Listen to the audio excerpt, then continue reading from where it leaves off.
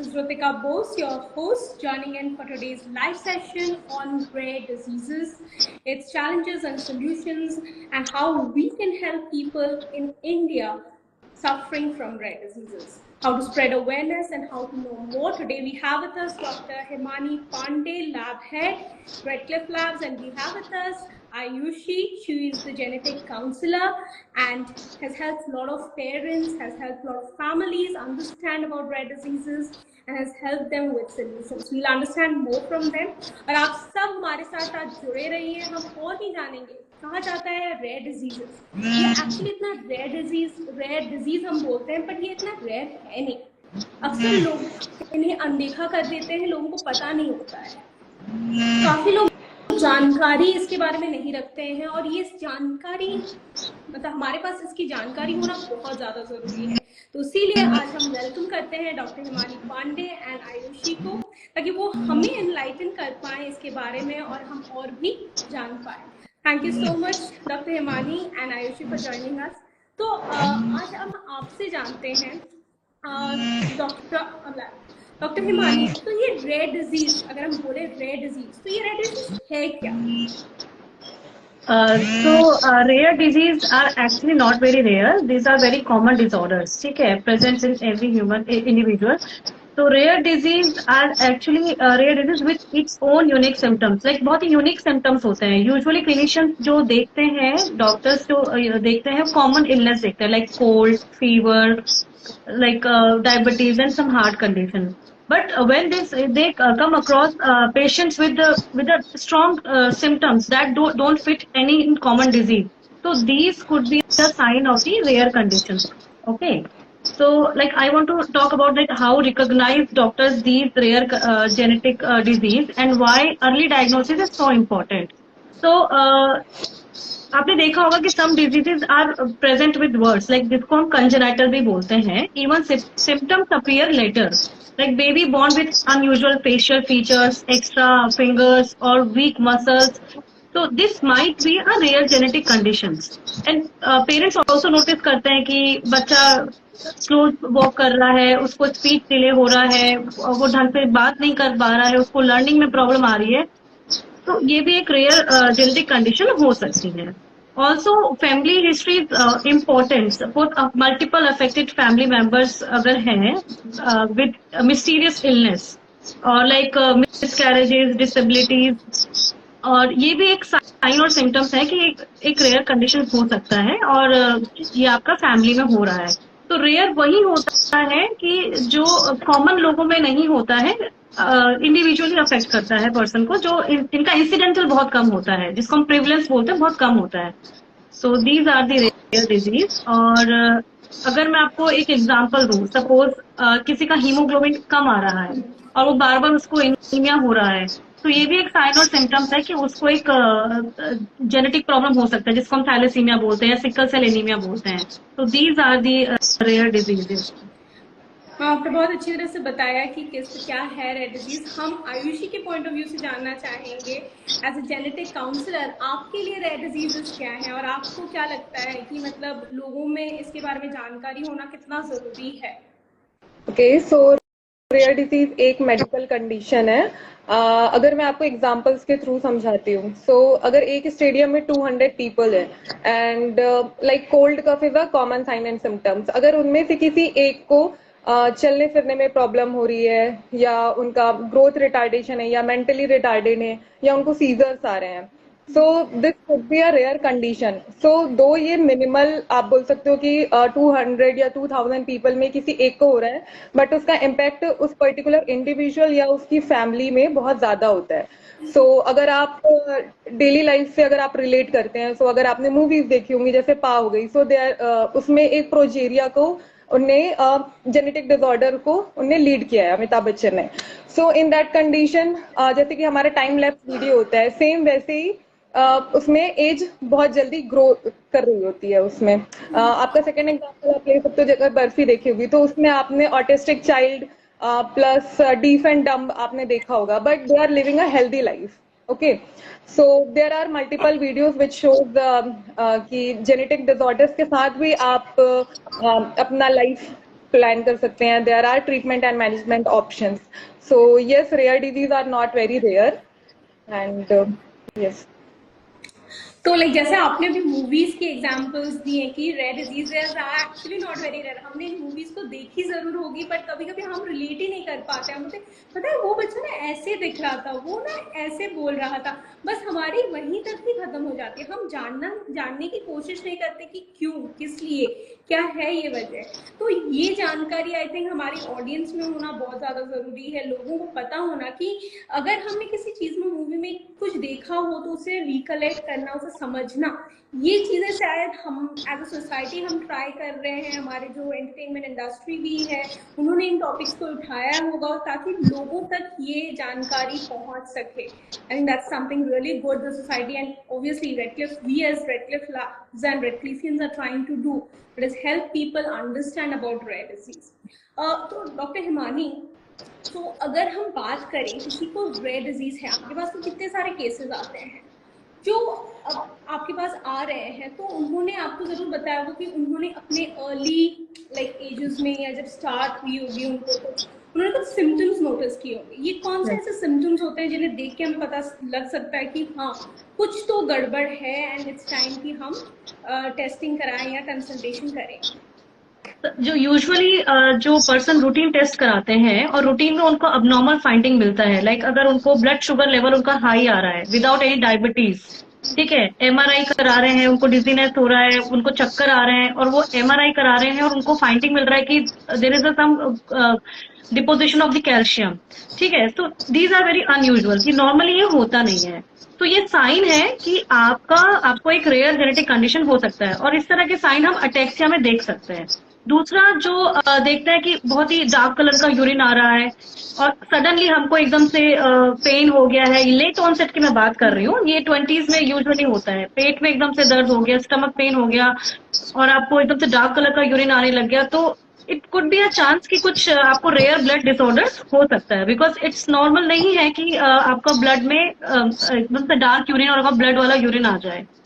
So this is about the post natal और late onset case. If we talk about the prenatal case, तो prenatal में क्या होता है, फर्स्ट ट्राइमेस्टर में हम लोग अल्ट्रासाउंड करते हैं. यूजुअली हम लोग देखते हैं न्यूक्ल ट्रांसलुकेंसी, जो कि एंटी स्कैन भी बोलता है, जिसको हम बोलते हैं. तो इसमें क्या कर, ये आपका रीडिंग बड़ा होता है. अगर if it is more than 3.5 तो चांसेस है कि आपके बच्चे को रेयर डिसऑर्डर हो सकता है, लाइक ट्राइसोमीज हो सकता है.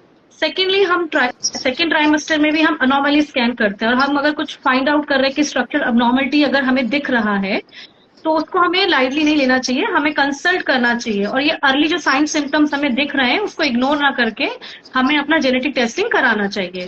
So these are some early sign और सिम्टम्स, कॉमन साइन और symptoms of the rare genetic conditions in the prenatal case and the postnatal cases.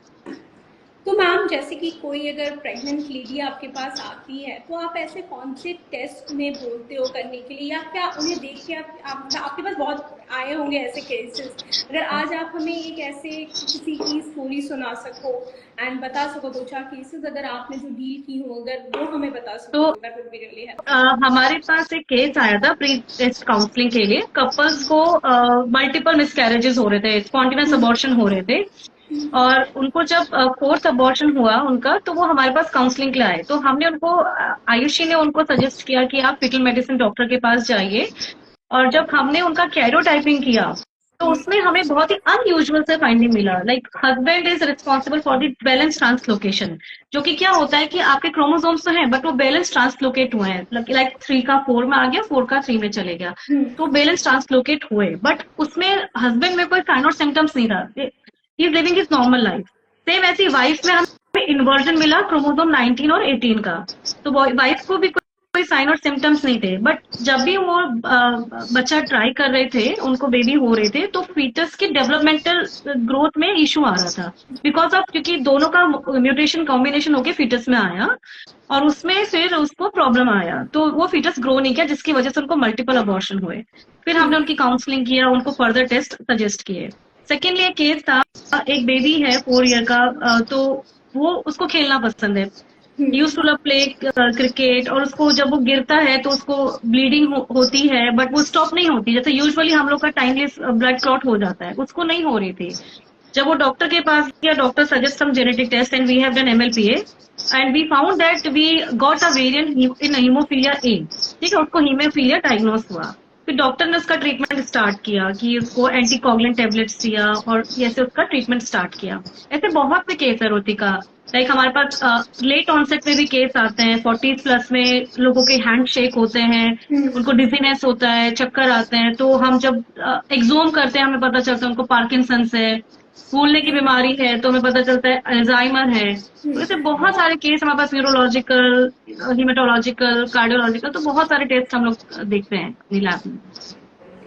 हम थोड़ा आयुषी से जानना चाहेंगे, जैसे कि अभी डॉक्टर हिमानी ने भी बताया कि आपके पास भी ये केसेस जब आते हैं तो आप भी डील करते हो, तो एज अ जेनेटिक काउंसलर आप क्या काउंसलिंग करते हो, आप किस तरह से सजेशंस देते हो इन पेशेंट्स को, एंड जेनेटिक काउंसलिंग कितनी इम्पोर्टेंट है for somebody who is coming to you, और लाइक आई नो कि जो फैमिलीज आ रही होंगी और उनको ऐसा कुछ फील हुआ होगा, किसी ने बताया होगा, तो वो कितनी मेंटली तब डिस्टर्ब होंगी, तो जब वो अपनी सारी ट्रबल लेके, परेशानियां लेके आपके पास आती है, तो how do you deal with that? Okay, so first I will tell कि जेनेटिक काउंसलिंग होती क्या है। So genetic counselling is a service जहाँ पे हम इंडिविजुअल पर्टिकुलर पेशेंट या उसकी फैमिली से डील करते हैं।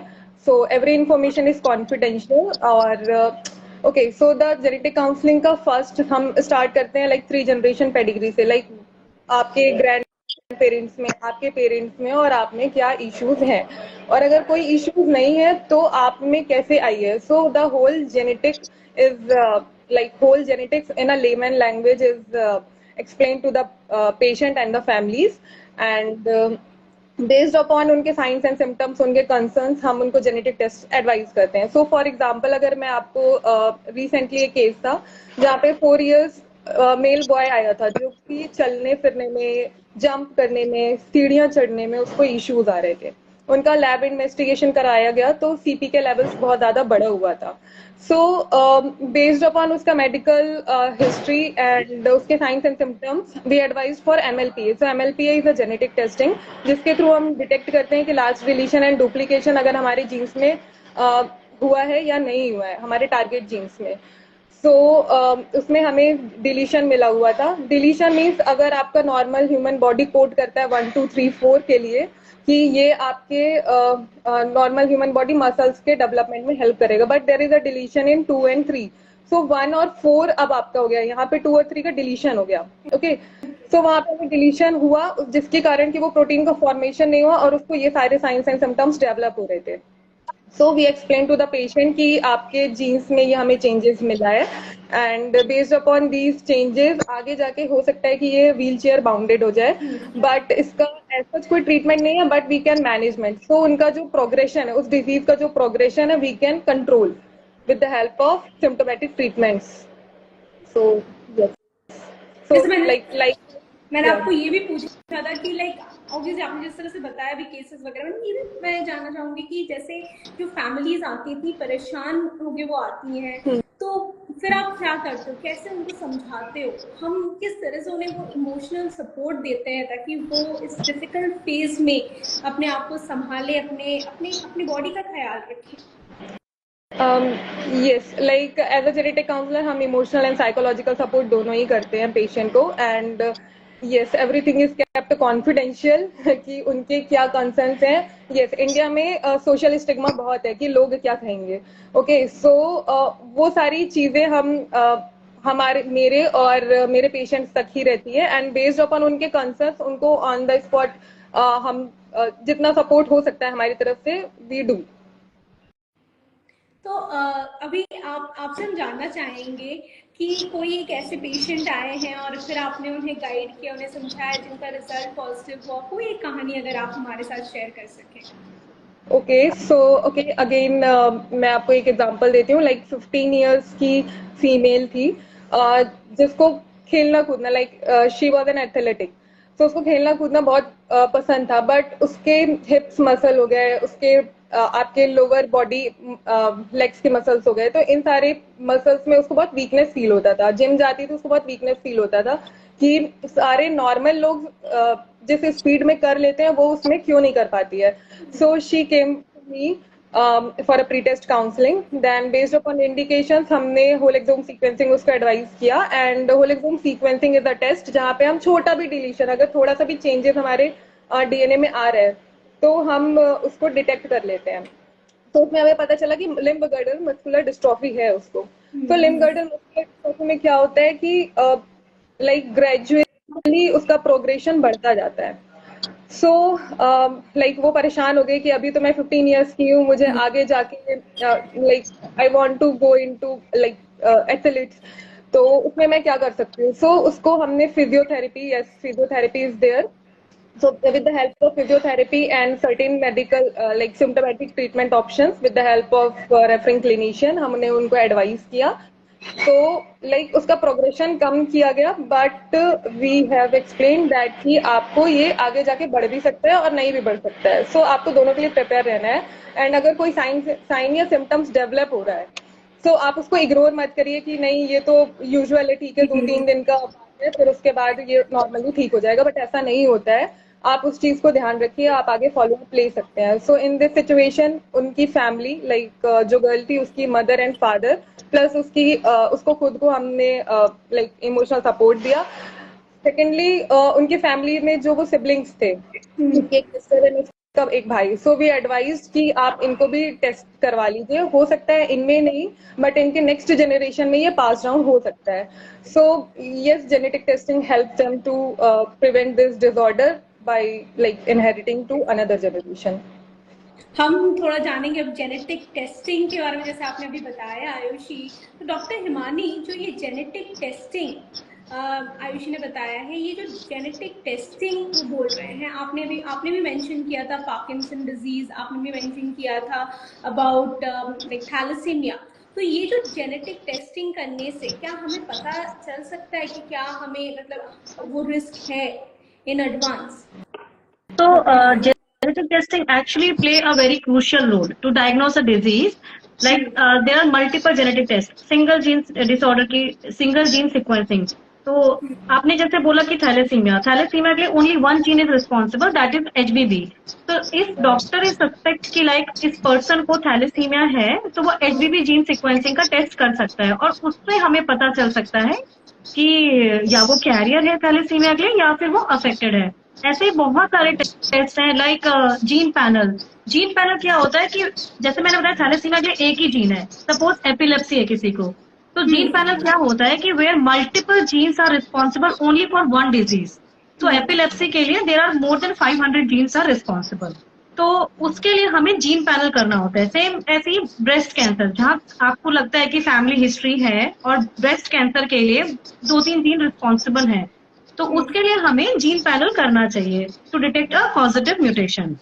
तीसरा टेस्ट हमारे पास होता है whole exome sequencing. Multiple overlapping phenotype है, मल्टीपल फिनोटाइप है, माइक्रोसेफेली है, विद स्प्लीनोमेगेली है, उसको फिट्स पड़ रहे हैं, सीजर हो रहे हैं, उसका पार्सेयर है. तो ऐसे जब ओवरलैपिंग फीचर्स होते हैं और डॉक्टर सस्पेक्ट करता है कि ये कुछ जेनेटिक कंडीशन है, तो उस केस में होल एक्सोम सीक्वेंसिंग टेस्ट जरूरी होता है. होल एक्सोम सीक्वेंसिंग टेस्ट जहां हम more than 22,000 up to 22,000 genes को स्क्रीन करते हैं और उस पर्टिकुलर वेरिएंट को चेक करते हैं जो इस फिनोटाइप के लिए रिस्पॉन्सिबल होता है. बट हमारे पास एक और टेस्ट होता है न्यूबॉर्न स्क्रीनिंग. न्यूबॉर्न स्क्रीनिंग में क्या होता है, जब बच्चे पैदा होते हैं उनमें हमें कोई रिस्क देखना है, तो देयर आर 7 कंडीशन और बहुत सारी कंडीशन होती है. अर्ली डिटेक्शन अगर हो जाता है न्यूबॉर्न स्क्रीनिंग में तो उससे बच्चे का ट्रीटमेंट इनिशियली स्टार्ट हो सकता है. ऐसे जैसे कि आयुषी ने बताया कि होल एक्सोम में हम सिर्फ कुछ point mutation, small deletion, duplication ही देख सकते हैं, बट क्रोमोसोमल लेवल के म्यूटेशंस भी होते हैं लाइक ट्राइसोमीज. ट्राइसोमीज क्या होता है, जब एक्स्ट्रा क्रोमोसोम आ जाता है. इससे हमारे पास जो क्रोमोसोम होते हैं पेयर में होते हैं, एक मम्मी से आता है एक पापा से आता है. तो जब extra copy number of chromosomes आ जाता है उस कंडीशन को हम ट्राइसोमीज कहते हैं. तो इस तरह को डिटेक्ट करने के लिए माइक्रो एरे, कैरियोटाइपिंग, तो ये सारे टेस्ट होते हैं. तो ऐसा नहीं कि अगर कोई जेनेटिक डिसऑर्डर है आप उसके लिए होल एक्सोम कर लीजिए. हर टाइप के डिसऑर्डर्स को डिटेक्ट करने के लिए अलग अलग टेस्ट होते हैं. आपको मैंने जैसे बताया कि पेरेंट्स आजकल कपल्स को हेल्दी चाइल्ड चाहिए और उनका फैमिली हिस्ट्री है, तो उसके लिए भी टेस्ट होता है, that is carrier screening test. तो उसमें जो कॉमन डिसऑर्डर्स होते हैं, हम पेरेंट्स को सजेशन देते हैं कि आप कैरियर स्टेटस चेक करो। सपोज बहुत सारे जगहों पे लाइक गुजरात में, मध्य प्रदेश में सिकल सेल डिजीज का प्रेवलेंस बहुत ज्यादा है, तो उस जगह के लिए वहां पे कैरियर टेस्टिंग जरूरी होती है। अगर पेरेंट्स कैरियर है सिकल सेल डिजीज के लिए, तो बच्चे को चांसेस है कि 25 बच्चा विल बी अफेक्टेड। तो इसलिए ये सब टेस्टेस हैं, बहुत सारे हैं, लेकिन जिनका अलग अलग एडवांटेज भी है और डिसएडवांटेज भी है। तो ये टेस्ट है हमारे पास। मैम मैं थोड़ा जानना चाहूंगी इन डिटेल। मैंने अक्सर सुना है minor thalassaemia and major thalassaemia. अब इन दोनों में डिफरेंस क्या होता है? What is minor and what is the difference between minor and major thalassaemia? तो माइनर थैलेसीमिया की there is a change in the DNA level, but वो आपको अफेक्ट नहीं करेगा because you are a carrier. Okay, carrier क्या, जैसे कि मैंने आपको बताया कि 2 कॉपीज है हमारे पास, एक जीन की 2 कॉपीज है, एक में म्यूटेशन है बट एक आपका सफिशिएंट प्रोटीन बना रहा है जिससे कि आपका ब्लड बनता जाए। ठीक है, तो अगर एक कॉपी में आपकी म्यूटेशन है और आपको हेट्रोजाइगस म्यूटेशन है, that is called minor thalassaemia, because एक कॉपी आपका जीन का नॉर्मली काम कर रही है, सफिशिएंट प्रोटीन बना रहा है जो हमारे लिए चाहिए होता है। मेजर थैलेसीमिया में क्या होता है कि व्हेन दोनों कॉपीज अफेक्टेड, ठीक है, with the mutation, whether it is a compound heterozygous or homozygous mutation, तो उसमें क्या होता है कि बच्चा अफेक्टेड हो जाता है या इंडिविजुअल अफेक्टेड हो जाता है। तो उस कंडीशन में रेगुलरली ट्रांसफ्यूजन की जरूरत होती है, उसको बार बार ब्लड चढ़ाना पड़ता है एवरी 17 डेज पे या 20 डेज पे, जब भी उसका हीमोग्लोबिन लेवल डाउन हो जाता है। कैरियर को और माइनर को ट्रांसफ्यूजन की जरूरत नहीं होती है, बट मेजर को जरूरत होती है ट्रांसफ्यूजन की। ओके, तो क्या रिस्क फैक्टर्स रहते हैं somebody with major thalassaemia? Risk factor यही है कि उसको फ्रीक्वेंटली आपको ट्रांसफ्यूजन देना पड़ेगा, दिस इज वेरी कॉस्टली, और रेगुलर ट्रांसफ्यूजन से उसको आयरन डिपोजिशन हो जाता है शरीर पे और उसके बोन डिफॉर्मिसिटीज हो जाती हैं, उसको स्प्लीनोमेगाली, उसके स्प्लीन में प्रॉब्लम आ जाती है, तो धीरे धीरे उसका लाइफ स्पैन भी थोड़ा कम हो सकता है। तो और भी रिस्क है उसके, और इसका ट्रीटमेंट है वैसे अवेलेबल, बहुत कम लोग इसको करते हैं, बोन मैरो ट्रांसप्लांट इसके एक ट्रीटमेंट है। यस। तो मैम जैसे आपने बताया था पार्किंसन डिजीज के बारे में, अल्जाइमर्स के बारे में, तो क्या आप पार्किंसन डिजीज के बारे में थोड़ा डिटेल में हमें बताएं, लाइक एक लेमन लैंग्वेज में, ताकि हमारे ऑडियंस को समझ में आए। पार्किंसन डिजीज, लाइक मुझे भी नहीं पता कि ये क्या है और क्या है इनके सिम्टम्स। अगर मैं किसी को रास्ते में देखूं और उसे पार्किंसन डिजीज हो, तो मुझे कैसे पता चलेगा कि हाँ शायद ये बच्चा पार्किंसन से अफेक्टेड है? या अल्जाइमर, अगर आप बात करें अल्जाइमर की, तो अगर एक बच्चे को या किसी बड़े को अल्जाइमर है, तो हमें पता कैसे चलेगा कि उसे अल्जाइमर है? ओके, तो दोनों डिफरेंट है, पार्किंसंस और अल्जाइमर दोनों डिफरेंट है। तो पहले हम बात करते हैं पार्किंसंस की। तो पार्किंसंस यूजुअली 40 ऑनसेट के बाद, जब 40 एज हो जाता है, उस ऑनसेट से स्टार्ट इसके सिम्टम्स आने लग जाते हैं। ये बच्चों को नहीं होता, यूजुअली बड़ों को दिखता है। उसमें क्या होता है कि जब इंडिविजुअल के हाथ शेक होते हैं, ठीक है, वो कोई चीज को ग्रैप नहीं कर पाता है, उसको चक्कर आना स्टार्ट हो जाता है, वो उसकी लर्निंग जो होती है वो थोड़ी स्लो हो जाती है, वो क्लियरली नहीं बोल पाता है, उसको जैसे पहले नॉर्मल बोलता था, but after some time like after 40 age उसका स्पीक में उसको प्रॉब्लम आने स्टार्ट कर देता है।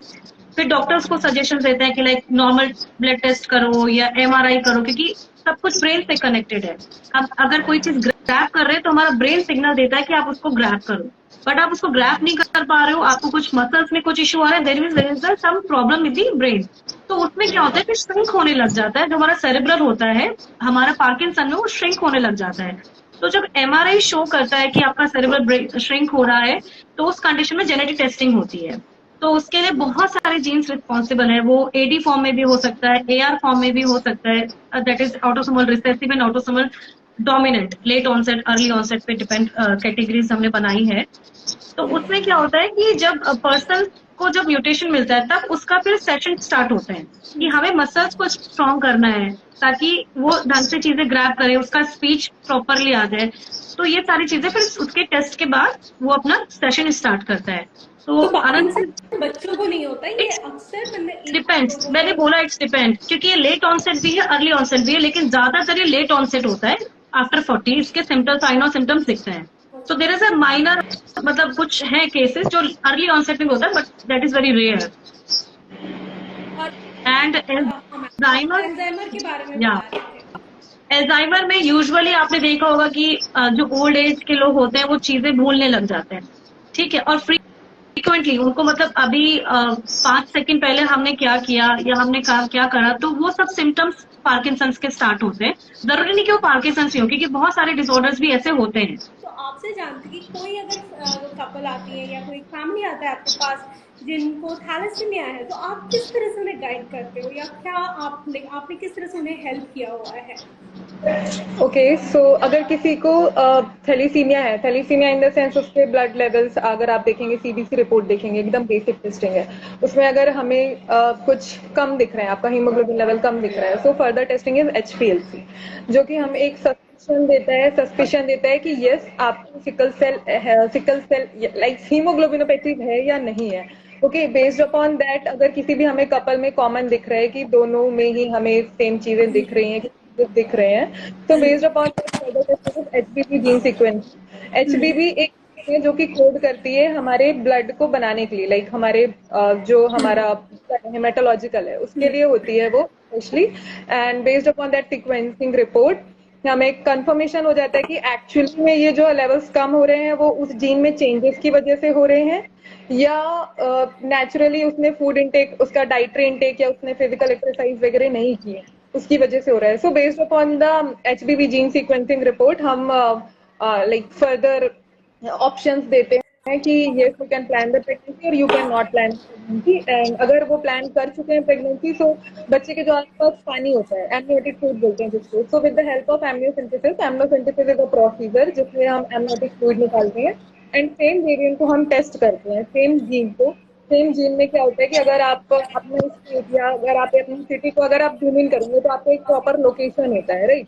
तो वैसे ही एक HBB जीन है, तो HBB जीन को भी आप और जूम इन करेंगे तो आपको पोजीशंस मिल जाएगी कि एग्जैक्टली इस लोकेशन में HBB जीन की इस लोकेशन में हमें चेंजेस दिख रहे हैं एंड उस चेंजेस की वजह से ये सारे साइन सिम्टम्स डेवलप हो रहे हैं। सो सेम चीज को हम प्रीनेटल टेस्टिंग करेंगे, लाइक बच्चे फीटस में हम चेक करेंगे एंड अगर उसमें हमें मिलता है तो we ask the patient and the concern clinician कि like whether you want to continue the pregnancy or not, and अगर नहीं मिलता है so that they can continue the pregnancy. Like this we advise to the patient and the family. अक्सर मैंने like doctor Himani के साथ अक्सर मेरी बात होती रहती है, तो उन्होंने एक बार मतलब कभी कभी बताते हैं वो कि बहुत टाइम ऐसा होता है कि उन्हें बहुत डिसहार्टेंड होगी, कुछ कुछ कपल्स को, फैमिलीज को उन्हें बोलना पड़ता है कि नहीं आप ये प्रेगनेंसी आप कंटिन्यू नहीं कर सकते बिकॉज ऑफ सम कॉम्प्लिकेशंस। तो तब जब वो फैमिलीज आपके पास आती हैं तो आप उन्हें किस तरह से इमोशनली गाइड करते हैं, सपोर्ट करते हैं, या मतलब क्या होती है, उनकी हालत कैसी हो जाती है जब ऐसा कुछ उन्हें पता चलता है, कि क्या रिएक्शन होते हैं उनके? ओके, सो यस, अगर किसी भी फैमिली को पता चलता है कि लाइक जो बेबी को वो कैरी कर रहे हैं it is affected but due to like religious और सर्टेन कंडीशंस वो अबॉर्ट नहीं कर सकते हैं, सो हम उनको ऑप्शंस देते हैं कि ओके कोई बात नहीं, आप आफ्टर बर्थ, लाइक ऐसा नहीं है कि आपका बेबी पेट के अंदर है तो अभी आपको चेंजेस अगर आपको कुछ पता चल गई है तो कोई बात नहीं, बट आगे हम जाके कैसे मैनेजमेंट ऑप्शंस देते हैं हम उनको कि आप रूटीनली ब्लड लेवल्स, लाइक आपको हिमानी मैम ने अभी बताया कि ब्लड ट्रांसफ्यूजन होता है, सो आपका 1 मंथ या डिपेंड्स करता है कि आपका हीमोग्लोबिन लेवल कितना कम जा रहा है, उसके हिसाब से उनको ब्लड ट्रांसफ्यूजन एडवाइज किया जाता है। सो ये एक मैनेजमेंट ऑप्शन है। सेकंड ऑप्शन है कि हाथ पैर में बहुत दर्द होता है, अगर आप देखेंगे जॉइंट होती है फ्रीक्वेंटली, तो इन सारी चीजों के लिए, इन सारी चीजों के लिए हम प्रिकॉशंस बोलते हैं कि आप प्रिकॉशंस मेजरमेंट्स लें। कोई भी चीज इग्नोर नहीं करें कि अगर बच्चा चलते चलते गिर जा रहे हैं या रनिंग में उसको इश्यूज आ रहे हैं या मसल पेन उसका भी रहते हैं, हाथ पैर दर्द हो रहा है या कुछ भी अगर माइनर सा भी साइन सिम्टम्स दिख रहा है तो उस चीज के लिए आप अपनी क्लिनिशियन को फॉलो अप लीजिए। तो लाइक दिस कि अगर आपको पता है कि आपका बच्चा अफेक्टेड है तो आप उस पर अब बोल सकते हैं तीर की तरह नजर रखेंगे आप कि उसको कोई भी अगर साइन सिम्टम्स डेवलप हो रहा है तो आप रेफरिंग क्लिनिशियन, जरूरी नहीं कि आप उसको बोलें कि हमारी गायनी है तो आप गायनी को ही दिखाएंगे, उसके सिम्टम्स फिर आप पैथोलॉजिस्ट को दिखाइए, आप ब्लड रिलेटेड डिसऑर्डर को, लिवर पे इफेक्ट आ रहा है तो आप उन डॉक्टर्स को दिखाइए। So there are multiple department clinician होते हैं जो कि लाइक 4-5 क्लिनिशियन मिलके इस कंडीशन को ट्रीट कर सकते हैं। डॉक्टर हिमानी, मैं आपसे ये जानना चाहूंगी कि जब आप एक फैमिली को ये बताते हो कि हाँ ये कंडीशन है, तो आपको एज अ डॉक्टर क्या फील हो रहा होता है और आप उस सिचुएशन को किस तरह से हैंडल करते हो? Like I think Yes. you are So also a mother. yes, तो उस point of view से definitely. डॉक्टर होने के साथ साथ आप एक मदर भी हैं, तो उस point of view से अगर हम सोचें, जानना चाहें, तो आपको कैसा लगता है एक फैमिली को ये इन्फॉर्मेशन देते हुए? तो लाइक बीइंग अ मदर, जब हमारे खुद के बच्चे बीमार होते हैं, उनको नॉर्मल सा कफ कोल्ड होता है, तो हम लोग बहुत ज्यादा वरीड हो जाते हैं। और यहाँ हम बात कर रहे हैं जेनेटिक डिसऑर्डर्स की, जिनका क्योर ही बहुत कम है, but very few are curable. तो उस कंडीशन में we can understand as a mother, as a doctor, as a lab technicians की लाइक कितना मुश्किल होता है उस परिवार को, जब हम बताते हैं कि आपके बच्चे परेशान, या फिर डॉक्टर्स के साथ हम डिस्कस करते हैं, तो वो सिचुएशन को हैंडल करना हमारे लिए भी थोड़ा मुश्किल हो जाता है। But this is a part of our job and our life की हमें ऐसे केसेस देखने पड़ते हैं और हमें समझाना भी पड़ता है। हम कोशिश करते हैं अपनी तरफ से कि सपोर्ट करें उन्हें इमोशनली, जो कि हमारी काउंसलर को हमेशा टच में रहते हैं, काउंसलिंग करते हैं, उनको सपोर्ट देते हैं। तो या it is very difficult actually. Ma'am और एक चीज, अक्सर क्या होता है, जो इंसान सफर कर रहा है बिकॉज ऑफ द डिजीज, वो तो है ही, वो तो खुद अंदर ही सफर करते ही जा रहा है, बिकॉज उसे उसके साथ जीना है, कोप करना है। बट जो लोग उसके साथ जुड़े हुए हैं, उनके अपने, उनके खास, what kind of problem do they face? उनको क्या मतलब, उनको मेंटली कैसा लग रहा होता है, एंड उनको क्या चैलेंजेस आती हैं जब वो डील करते हैं ऐसे लोगों के साथ इन एंड अराउंड? ओके, सो जब फैमिली मेंबर कोई अफेक्टेड होता है पर्टिकुलर डिसऑर्डर्स के साथ, तो वो अकेला अफेक्टेड नहीं होता है, उसके साथ पूरी फैमिली अफेक्ट हो जाती है। क्यों? बहुत चैलेंज होता है कि आप देख रहे हो कि परेशानी है और उसका कोई इलाज नहीं है। एक तो बीमारी ही हमें बहुत टाइम बाद पता चलती है, क्योंकि बचपन में तो बच्चे को नहीं पता चल रहा है कि उसको स्लो ग्रोथ हो रहा है या मेंटल रिटार्डेशन है या उसको कुछ और भी चीजें हैं। तो जब किसी फैमिली को पता चलेगा कि उस हमारे बच्चे को ऐसी बीमारी है जिसका इलाज ही नहीं है, तो बहुत स्ट्रेस में रहते हैं फैमिली मेंबर्स। उनके लिए भी बहुत बड़ा चैलेंज होता है। वो 10 जगह डॉक्टर्स बदलते हैं कि कहीं से इलाज मिल जाए, कहीं से ट्रीटमेंट मिल जाए। तो उनके लिए बहुत डिफिकल्टीज हो जाती हैं इस तरह से मैनेज करना। तो बहुत सारी सपोर्ट सिस्टम, बहुत सारी ऑर्गेनाइजेशंस हैं जो उनको सपोर्ट करती हैं, प्रॉफिटेबल है, नॉन प्रॉफिटेबल है। तो बहुत सारी ऑर्गेनाइजेशंस हैं जो रेयर डिजीज को सपोर्ट करते हैं और उनकी फैमिली को सपोर्ट देते हैं। मैम और एक चीज हमने देखे हैं, अक्सर छोटे छोटे बच्चे जिन्हें ना डिसलेक्सिया होती है, जिन्हें मतलब अक्सर वर्ड्स समझने में दिक्कत आती है, लेटर्स आइडेंटिफाई करने में दिक्कत होती है, कुछ चीज वो लर्न करने की कोशिश कर रहे हैं, वो नहीं कर पा रहे होते हैं, राइटिंग करने की कोशिश करते हैं तो वहां पे उन्हें दिक्कत आ रही होती है। क्या ये भी रेयर डिजीज में काउंट होंगे? It could be autistic child हो सकते हैं ये। तो ऑटिज्म, इसके लिए जो बीमारी, जो टर्म है ऑटिज्म, उसके साइन और सिम्टम्स यही होते हैं कि अगर हम बच्चे को पढ़ा रहे हैं कि बच्चा ऐसे आम लिखो, तो वो उसको नहीं लिख पाएगा, उसको समझ में नहीं आएगा, या फिर वो कुछ जिद करके बैठ जाएगा। तो ये साइन और सिम्टम्स हो सकते हैं। कि आपने देखा होगा बच्चों में आजकल एब्सेंस सीजर होता है, बच्चे कॉन्स्टेंटली चीजों को ब्लैंकली देखते हैं, भूल जाते हैं, 5-6 मिनट तक रिस्पॉन्ड नहीं करते हैं। तो ये सारे सिम्टम्स ऑटिस्टिक चाइल्ड के हो सकते हैं। जैसे मैम मुझे याद है वो मूवी तारे जमीन पर, अगर हम उस मूवी की बात करें तो उस बच्चे में वो कला थी कि वो ड्राइंग बहुत अच्छी कर पा रहा था। Like Yes. उसमें वो बाकी चीजों में, लेटर्स में वो मतलब गुम हो जाता था, वो समझ नहीं आ रही थी, वो अपनी ही दुनिया में लॉस्ट होता था। और फिर जब उसे वो पेंटिंग करने बोले तो वो सबसे ज्यादा एंजॉय करता। क्या हम ऐसे मतलब इन बच्चों में, ऑटिस्टिक बच्चों में अलग अलग खूबियां होती हैं इनमें, या ये अगर इनमें कुछ कमी है तो they are gifted with other skills and talents and they might be like Newton को अगर हम ले लें, या हमारे इतने सारे जो उन्होंने ऐसी अच्छे अच्छे इनोवेशंस किए, क्या these people can become scientist in the future, do you think? और they have some skill which is definitely अगर प्रॉपर मैनेजमेंट या ट्रीटमेंट दिया जाए या प्रॉपर इनको सपोर्ट दिया जाए। आपने देखा होगा हॉलीवुड में कई सारे एक्टर डाउन सिंड्रोम है। इनफैक्ट वहां पे जो उनका एक मिनिस्टर है वो भी डाउन सिंड्रोम है। तो ऐसा नहीं है कि ये अगर बच्चे, इनको कोई परेशानी हो गई है तो ये लोग लाइफ में कुछ बन नहीं पाएंगे। Actually they are very blessed. मैं तो कभी भी इनको ये नहीं बोलूंगी कि इनको कोई प्रॉब्लम है। हम लोग इनको बोलते हैं दे आर एक्चुअली ब्लेस्ड कि इनके पास एक्स्ट्रा क्रोमोसोम की कॉपी आ गई है, इनके पास एक्स्ट्रा समझने का वो आ गया है। वो बस अपना अपना नजरिया होता है देखने का।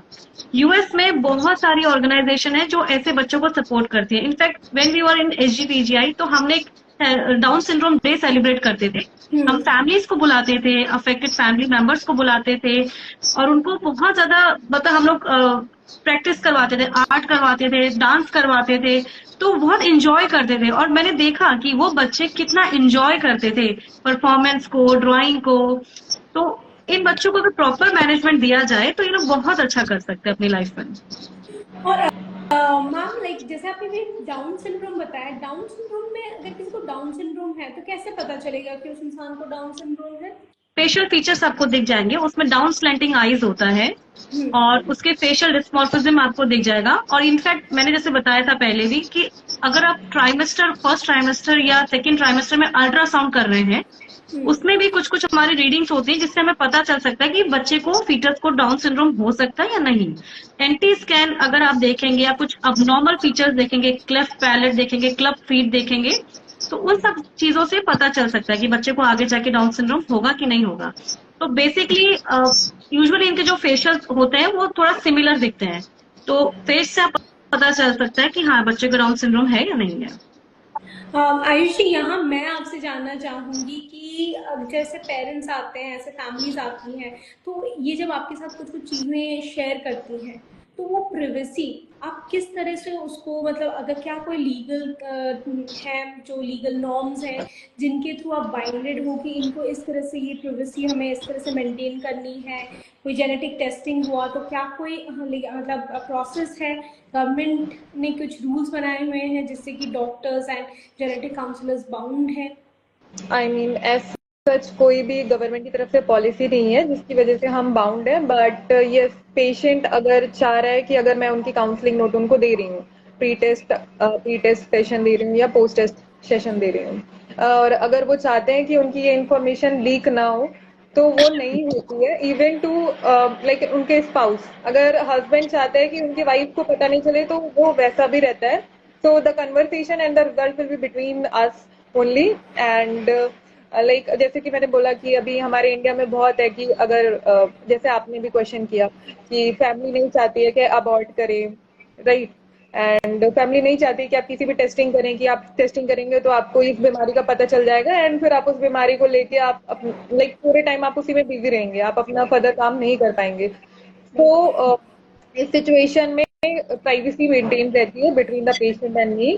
अगर वो काउंसलिंग नोट है तो वो हमारे बीच में शेयर्ड रहता है। अगर वो चाहते हैं कि कॉल रिकॉर्डिंग हो कि हम क्या बातें कर रहे हैं, सो वो भी रहता है एज अ प्रूफ कि मैंने आपको ये सारी जेनेटिक टेस्टिंग एडवाइस की थी, इसके ये मैनेजमेंट ऑप्शन है। तो जरूरी नहीं है कि अगर मैं आज आपको बोल रही हूँ कि आपको ये बीमारी है तो देयर इज अ चांस कि आप आगे जाके 4 सिम्टम्स और डेवलप कर लें। So it is not necessary कि वो 4 सिम्टम्स आप आज ही डेवलप कर लें, आप 10 साल बाद भी कर सकते हैं।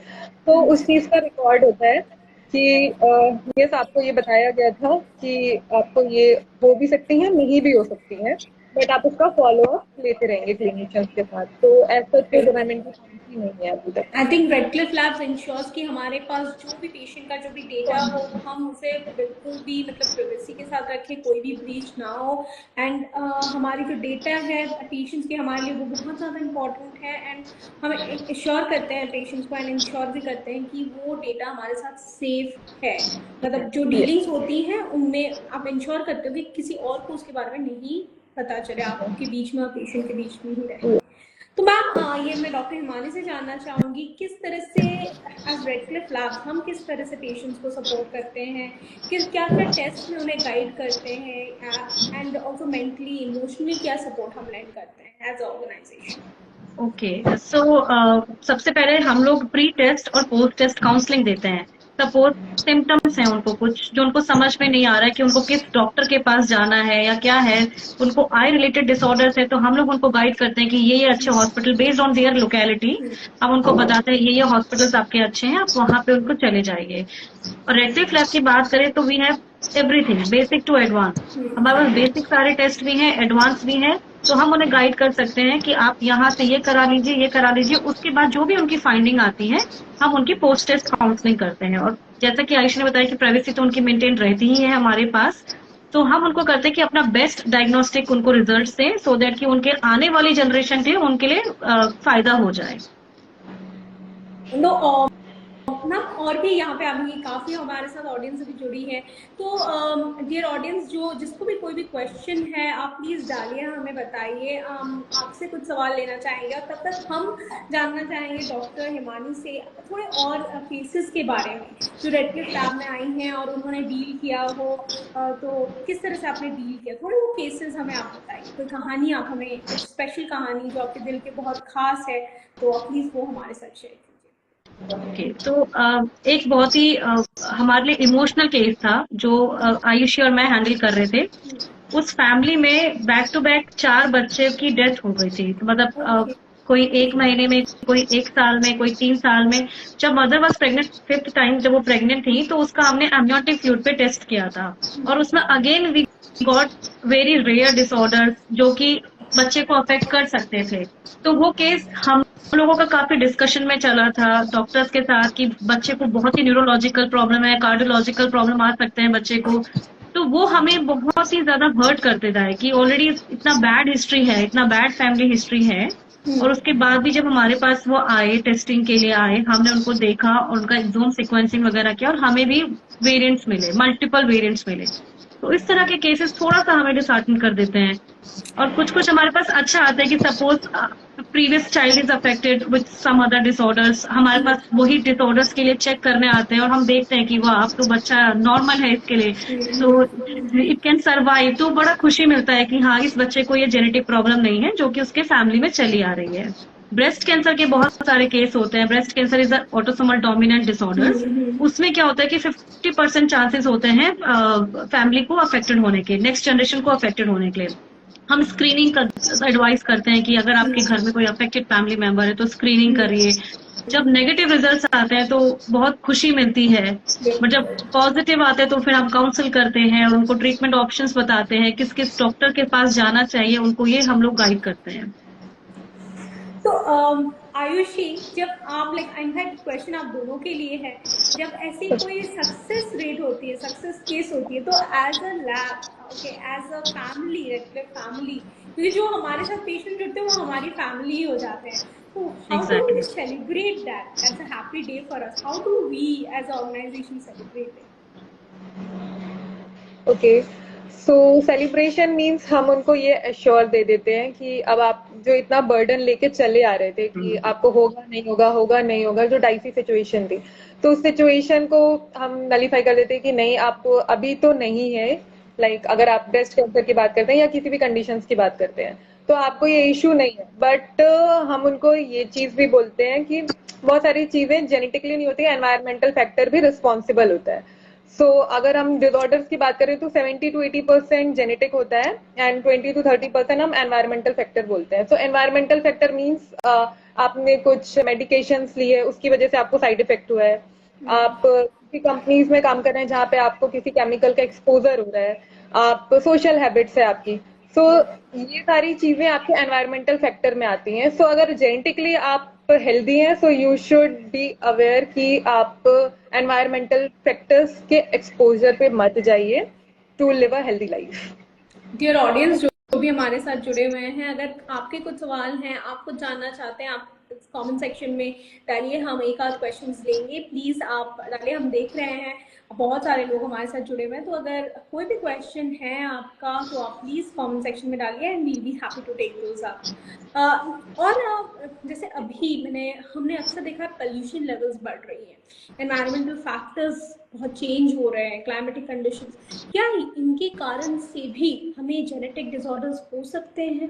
या जैसे स्मोकिंग हो गया, अल्कोहल कंजम्पशन हो गया, क्या इन हैबिट्स के कारण से भी कोई अफेक्टेड हो सकता है जेनेटिक कंडीशन से? डॉक्टर हिमानी, क्वेश्चन आपके लिए है। ओके, सो अल्कोहल भी एक रीजन होता है, क्योंकि अल्कोहल में कुछ ऐसे केमिकल्स होते हैं जो हमारे डीएनए के बेस पेयर को चेंज कर सकते हैं। सो अल्कोहल भी हमारा म्यूटेशन कॉज करता है। लाइक आपने बोला कि पोल्यूशन में क्या होता है, जब हम हेल्दी एयर लेते हैं तो हमारे लंग्स को उस हवा को पास करने में कोई प्रॉब्लम नहीं होती। जब हम पोल्यूटेड एयर लेते हैं तो हमारे लंग्स को म्यूकस सिक्रीट करना पड़ता है, तो वो भी अगर म्यूकस बार बार सिक्रीट होगा, व्हाट इज म्यूकस? वो भी एक बैक्टीरियल इन्फेक्शन है। जब बैक्टीरिया भी ज्यादा डिपोजिशन हो जाता है उसके कारण भी काफी सारे इन्फेक्शन और जेनेटिक बीमारी हो सकती है, लाइक सीआरसी। उसमें क्या होता है, उसमें बैक्टीरियली डिसऑर्डर, बट है वो कैंसर, बट वहां पे एक बैक्टीरिया का बहुत ज्यादा उसमें इम्पोर्टेंट रोल है इस तरह में। दूसरा आपने बोला टोबैको या माउथ कैंसर, हमने देखे हैं कि जो केसेस होते हैं वो जेनेटिक तो कम ही होते हैं, बट जो ज्यादा टोबैको लेते हैं, ज्यादा स्मोकिंग करते हैं, उनको माउथ कैंसर होने के चांसेस ज्यादा हो सकते हैं। तो ये जो इन्वायरमेंटल फैक्टर है, तो ये भी कॉज करते हैं डिसऑर्डर्स को।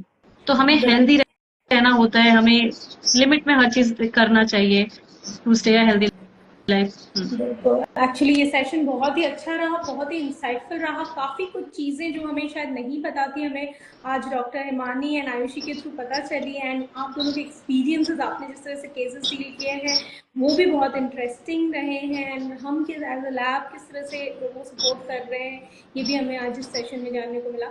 एक हम before we end the session, एक मैसेज आप दोनों की तरफ से to our audience. We will start with Ayushi and then over to doctor Himani. Yes Ayushi. Okay, so I mean अगर मैं बस यही कहना चाहूंगी, सो अर्ली डायग्नोसिस एंड अवेयरनेस की हेल्प से हम किसी भी कंडीशन का प्रोग्रेशन को रोक सकते हैं। सो अगर कोई भी आपको अनयूजुअल चेंजेस लग रहे हैं आपकी बॉडी में, so please don't ignore and get tested. आप अपने रेफरिंग क्लिनिशियन या आपको जिस भी इंडिकेशंस आपको लग रहे हैं उनके रेफरिंग क्लिनिशियन से आप मिलके उस चीज को रोक सकते हैं। एंड डॉक्टर हिमानी, यस आपसे। Yes, same with me. So suppose आपका हीमोग्लोबिन, आपके रूटीन टेस्ट नॉर्मल, अगर आप नॉर्मल फाइंडिंग्स दे रहे हैं तो उसको इग्नोर मत करिए, उसको फर्दर टेस्ट करिए। नॉर्मल फिजिशियंस के पास ना जाके आप स्पेशलाइज्ड डॉक्टर के पास जाइए अगर हीमोग्लोबिन लेवल कम है या यूरिन में कोई इन्फेक्शन आ रहा है, तो this could be a genetic disorder. So get tested और अपना कराते रहिए टेस्ट। एक क्वेश्चन हमारे ऑडियंस से आया है जो कि हम लेने वाले हैं, and before we end after this we'll end the session. तो डॉक्टर हिमानी, ये क्वेश्चन अगर आप ले सके, sometimes patient is phenotypically affected but genetic testing does not show any positive impact, what is the reason for that and how you will counsel such a patient? I think ये दोनों के लिए ही है कि मतलब तो मैं फर्स्ट पार्ट लेती हूँ, आयुषी सेकंड पार्ट लेगी। सो डिपेंड करता है कि टेस्ट कौन सा कराए। जैसे कि हमने बताया कि फिनोटाइप है, सपोज फिनोटाइप हमने न्यूरोलॉजिकल देखा, न्यूरोलॉजिकल में हमें फिट्स दिख रहे हैं, सीजर्स दिख रहे हैं, न्यूरो डेवलपमेंटल डिसऑर्डर्स दिख रहे हैं, और हमने उसके लिए एक्सोम किया। Sometimes exome is not a answer, okay. Exome only detect only point mutation और स्मॉल डिलीशन डुप्लीकेशन। बट मैंने देखा है कि न्यूरो के केस में बहुत सारे लार्ज डिलीशन डुप्लीकेशन भी रिस्पॉन्सिबल होते हैं, या फिर रिपीट्स होते हैं। रिपीट्स क्या, हमारा डीएनए होता है AGCT। सपोज आपका AGCT रिपीट हो गया, 1000 टाइम रिपीट्स हो गया, तो ये भी एक बहुत बड़ा बीमारी है जिसको हम बोलते हैं फ्रेजाइल एक्स। तो ऐसा नहीं है कि आपने टेस्ट कराया, आपको नेगेटिव रिपोर्ट मिला और आप सोच रहे हो जेनेटिक नहीं है। हो सकता है म्यूटेशन है, बट वो उस पर्टिकुलर टेस्ट में डिटेक्ट नहीं हुआ। तो उसके लिए आप आगे फर्दर फॉलोअप लीजिए, डॉक्टर के पास जाइए और दूसरा टेस्ट करिए to detect a large deletion duplication, to detect a frame shift mutation, to detect the repeat disorders या क्रोमोसोमल अब्रिवेशंस। कुछ भी हो सकता है, ऐसा नहीं आपने एक टेस्ट करा लिया और आपको आंसर मिल जाएगा। जेनेटिक में एक टेस्ट में आंसर नहीं मिलता है, मल्टीपल टेस्ट रिस्पॉन्सिबल होते हैं। तो आई थिंक आयुषी बताएगी कि हम काउंसलिंग कैसे करेंगे इस केस में। ओके, सो अगर हमें कुछ भी चेंजेस नहीं मिल रहा है बट सिम्टोमेटिकली पेशेंट अफेक्टेड है, तो लाइक यस, हम 3 जनरेशन पेडिग्री लेंगे कि ये बच्चे में पहली बार आया है या पास ऑन हो रही है। जरूरी नहीं है कि आपके फर्स्ट कजन ही हो, आपके फार रिलेटिव्स भी हो सकते हैं, उनमें भी हो सकता है, तो वहां से भी हमारा जेनेटिक लीनिएज होता है। सो पहले हम वो पता लगाएंगे कि इसको ये इंडिकेशंस आ कैसे रहे हैं। सेकेंड चीज ये है कि फिनोटिपिकली अगर हमें स्ट्रॉन्ग दिख रहा है कि इसने कुछ मैनिफेस्ट किया है, so yes, further other genetic testing is also advised. It's not that कि आपने एक टेस्टिंग करा लिया, उसमें आपको रिजल्ट नहीं मिला तो आपने बोल दिया कि नहीं जेनेटिकली लाइक नॉर्मल है, एंड हम इसको कंसीडर कैसे करें कि like follow up. So yes, genetic testing के थ्रू हम मैनेजमेंट ऑप्शंस दे सकते हैं, but there is not a proper cure. Gene therapies available नहीं है, तो based on the science and symptoms हम थेरेपीज के लिए एडवाइस करते हैं। अगर मसल वीकनेस है या नेक होल्डिंग नहीं है, तो उन सारी कंडीशंस में हम फिजियोथेरेपी देते हैं। स्पीच नहीं आ रही है या स्लर्ड स्पीच है या स्पीच क्लियर नहीं है, लाइक बाईसिलेबल्स वर्ड हैं, सिंगल वर्ड्स बोल रहे हैं, तो इन सारी कंडीशन में स्पीच थेरेपी दी जाती है।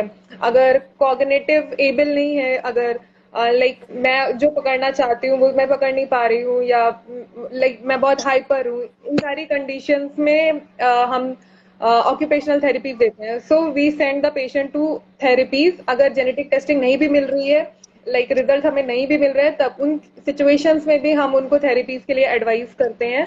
एंड उनको ये भी बोला जाता है कि आप 1 साल 6 months to 1 year के बाद आप फिर से अपने डेटा का रीएनालिसिस करवाइए. हो सकता है कि हमें तब आपने 4-5 इंडिकेशन शायद से आपने कुछ और मैनिफेस्ट कर लिया हो. सो उन सिचुएशंस में हम रीएनालिसिस करते हैं केसेस का. And yes, we have got few cases जहाँ पे हमें पहले नेगेटिव मिल रहा होता है based on additional science and symptoms and family history and previous medical investigation reports. हमें आगे जाके फाइंडिंग्स मिलती हैं जहाँ पे हम उनको बताते हैं कि 1 साल पहले तो अभी आपके डेटा में हमें डेटा इन द सेंस आपके जीनोम में, आपके डीएनए में हमें चेंजेस नहीं दिखा था, क्योंकि जो हमारा जेनेटिक्स है it totally depends upon the phenotype. So phenotype genotype को रिलेशन के लिए हमें फिनोटाइप चाहिए होता है. So phenotype mean signs and symptoms, आपके लक्षण क्या है. तो इन सारी चीजों की हमें जरूरत होती है एनालिसिस के लिए. सो यस, हम उनको थेरेपीज के लिए भेज देते हैं. जरूरी नहीं है कि आपका रिजल्ट नेगेटिव है तो आप हेल्दी हैं. आपको थेरेपीज के लिए हम एडवाइस करेंगे. आपको कुछ organisation, yes there are few organisations जहाँ पे वो रेयर डिजीज को सपोर्ट करते हैं, तो उनको वहां पे भेज दिया जाता है. उनको like we recommend them to there. And yes, like this we continue कि आप हमसे कनेक्शन नहीं छोड़िए. लाइक 6 महीना 1 साल बाद आप फिर से आप हमारे पास रिविजिट करिए, सो दैट कि हम आपका डेटा फिर से रीएनालाइज करें एंड आपको प्रॉपर आंसर मिल जाए. It is whether it is genetic और नॉट. आई थिंक ये सेशन जो भी सवाल आए थे हमने उनको आंसर किया है. बहुत सारी हमने डिस्कशंस करी हैं जो कि बहुत इंसाइटफुल रही हैं. Thank you so much doctor Himani and Ayushi join करने के लिए. आपके जो भी इंसाइट्स हैं हमारे ऑडियंस को बहुत वो हेल्प करेंगे. Thank you and we look forward to doing more sessions with you. Thank you so much. Thank you dear audience for joining us. I hope you like the session. Bye bye. Take care. Thank you.